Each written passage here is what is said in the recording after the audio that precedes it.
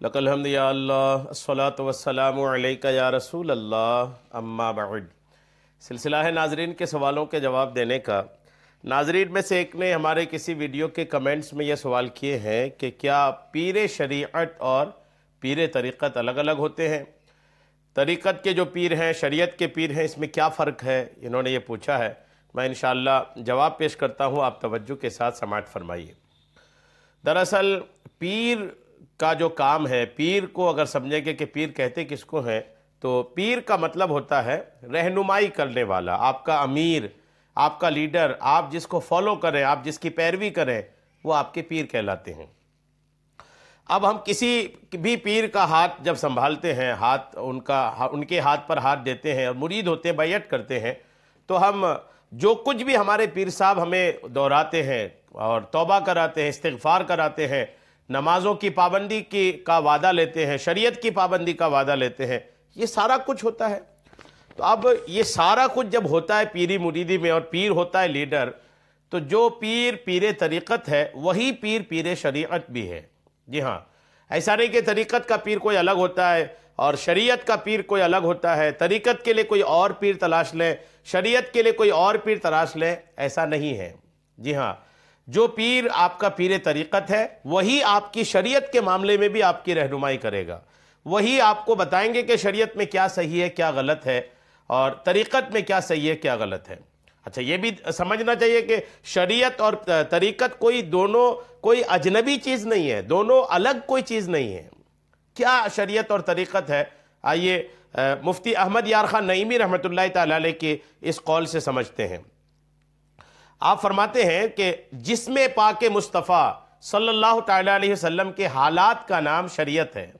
کتنا بہترین مثال ہے، آپ دیکھیں، مفتی صاحب فرماتے ہیں کہ جسم پاک مصطفیٰ، یعنی ہمارے نبی کے جسم کے حالات کا، ظاہری جسم کے حالات کا نام شریعت ہے، اور آقا کے دل کے احوال کا نام طریقت ہے۔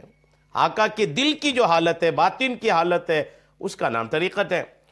سر پاک کے احوال کا نام حقیقت ہے، حضور کے مبارک سر کے احوال کا نام حقیقت ہے، اور روح پاک کا حالت کا نام معرفت ہے۔ غرضی کے ذات پاک مصطفیٰ علیہ السلام ان چاروں کا مرکز ہے، شریعت ہو، طریقت ہو، حقیقت ہو، معرفت ہو، یہ ساری چیزیں الحمدللہ مصطفیٰ کریم علیہ السلام کی ذات پاک میں ہیں۔ ان کا جسم پاک شریعت کا مرکز، قلب پاک طریقت کا، اور شریعت اسلام کا وہ راستہ، شریعت جو ہے یہ اسلام کا وہ راستہ ہے جس پر ہر شخص چل سکے، اور طریقت اسرار کے پیچیدہ اور تنگ گلی کوچے ہیں جو واقف کے سوا، جانکار کے سوا دوسرا طے نہ کر سکے۔ اور شریعت و طریقت کا آپس میں بڑا گہرا تعلق ہے۔ شریعت پوست ہے، طریقت مغز ہے۔ پوست مطلب چھلکا، شریعت جو ہے یہ چھلکا ہے، تو طریقت ان کے اندر کا مغز ہے۔ جی ہاں، اور پوست بغیر مغز بے قیمت ہے۔ جو بھی چھلکا ہے وہ مغز کے بغیر اس کی کوئی قیمت نہیں ہے، اور مغز بے پوست غیر محفوظ ہے۔ مغز میں جب تک پوست نہ ہو، چھلکا نہ ہو، وہ سیف نہیں ہے۔ بادام کے چھلکے جب مغز سے جدا ہو جائیں تو ان کی قیمت کچھ نہیں۔ اسی طرح مغز بادام پوست سے، چھلکے سے علیحدہ ہو جائے تو ہر جانور کی غذا ہے وہ۔ شیطان کی عبادت پوست بے مغز تھی، لہٰذا کوئی قیمت نہ ہوئی۔ جاہل صوفی کی ریاضتیں، جی ہاں، وہ بھی مغز بے پوست ہیں، لہٰذا ہر دم خطرے میں ہے، اور وہ مسخرہ شیطان ہے۔ طریقت گویا حقیقت ہے اور شریعت گویا مجاز۔ طریقت سمندر ہے تو شریعت جہاز، شریعت درخت ہے، طریقت اس کا پھل پھول، شریعت راستہ ہے، طریقت منزل مقصود وغیرہ، اور شریعت کا عالم مولوی ہے اور طریقت کا عالم اہل طریقت یعنی صوفی۔ انسان کے ظاہری اعضاء کی اصلاح کرنے والا مولوی اور باطنی اعضاء کو سنبھالنے والا صوفی کہلاتا ہے۔ قرآن کے ظاہری معنی پر بحث کرنے والا مولوی اور باطن یا اسرار سے گفتگو کرنے والا صوفی ہے۔ تفصیل معلومات کے لیے اسرار الاحکام کی طرف جائیں۔